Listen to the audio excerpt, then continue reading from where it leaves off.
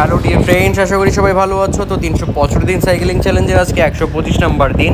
আজ সারাদিন সময় হয়ে ওঠেনি, সকালবেলায় স্কুলে চলে গেছি, আস্তে আস্তে সন্ধ্যা হয়ে গেছিলো। আজকে একটু কাজ ছিল, তো যার ফলে আমি সাইকেল নিয়ে বেরিয়েছি 7:30টার পরে।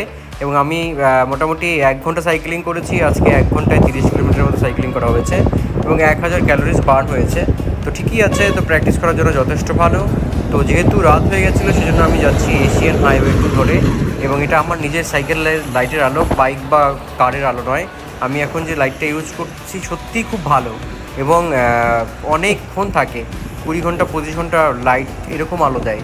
তো তোমরাও ইউজ করতে পারো ম্যাজিক শাইনের RN 3000, সরি 3000 না 300, খুব ভালো লাইট ইউজ করতে পারো।